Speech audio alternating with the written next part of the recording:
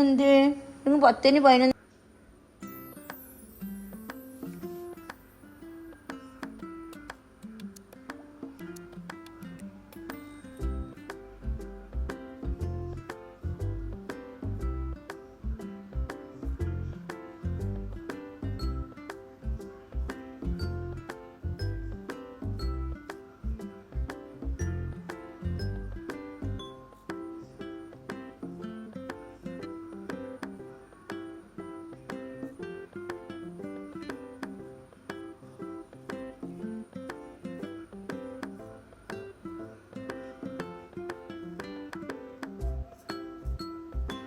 അതിൻ്റെ ഞാൻ ലാസ്റ്റ് കുത്തുമ്പോൾ അതാണ് മക്കളുടെ അടുത്ത് പോയി നോക്കിയതാണ് കേട്ടോ. ലാസ്റ്റത്തെ കുറച്ച് വലിപ്പമുണ്ട്, ലാസ്റ്റത്തെ മാവായതുകൊണ്ട് ഞാൻ അങ്ങനെ ആക്കി.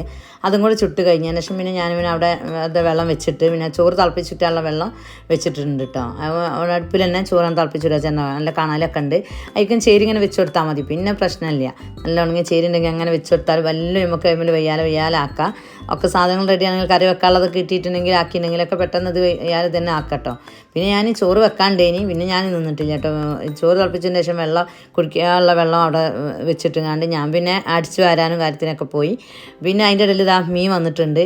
പിന്നെ മീൻകാരൻ ഞങ്ങളെ മുറ്റത്തേക്ക് വരും കേട്ടോ. അപ്പോൾ വന്നുകൊണ്ട് അത് വാങ്ങുകയാണ്.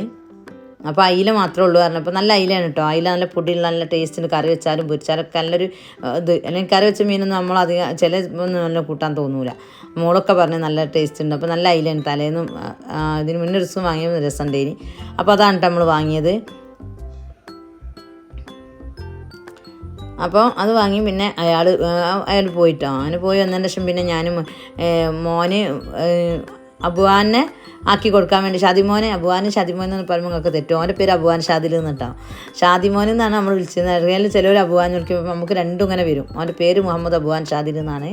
എൻ്റെ മരണപ്പെട്ട മോൻ്റെ പേര് അഫ്ലഹ് ഷാദിൽ എന്നേനി. അവൻ്റെ പേരിനോടുള്ള കുട്ടി അങ്ങനെ ഇട്ടതാണ് കേട്ടോ. അഫ്ലഹ് എന്നുള്ളത് ഒഴിവാക്കിയാണ്ട് അബുവാൻ ഷാദിൽ രണ്ടാമത് ഒന്നാക്കിയതാണ്. അപ്പോൾ അതാണ്. അപ്പോൾ ഷാദിമോൻ ഞങ്ങൾ വിളിക്കാറില്ല. അപ്പോൾ ചില അബുവാൻ എന്ന് പറയുമ്പോൾ അത് അബുവാൻ ഷാദിമോൻ എന്നൊക്കെ പറയുന്നത്. അപ്പോൾ അങ്ങനെ പറഞ്ഞുകൊണ്ടാണ്. മൂത്ത ആളാണ് അബുവാൻ ഷാദിൽ. അബുവാൻ എന്ന് പറഞ്ഞാലും ഷാദിമോൻ എന്ന് പറഞ്ഞാലും ഒരാളാണ്.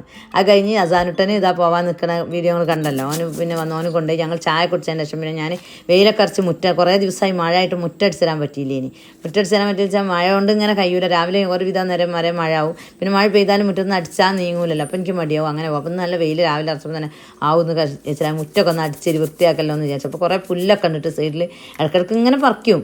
ഇങ്ങനെ അടിച്ചു തരുമ്പോൾ കുറച്ച് പറിക്കും. ഓരോ അടിച്ചേരിലും കുറച്ച് പറിക്കുമ്പോൾ അങ്ങനെ മുറ്റത്ത് എന്താവും. അപ്പോൾ അതപ്പോൾ ഈ ഭാഗം കുറച്ചതായിക്കണം. ഓരോ ഭാഗം ചിലപ്പോൾ ഇങ്ങനെ ഇരുന്നുകൊണ്ട് പറിക്കും. ചിലപ്പോൾ ഇങ്ങനെ 3-4 നുള്ളിടും. വലുതൊക്കെ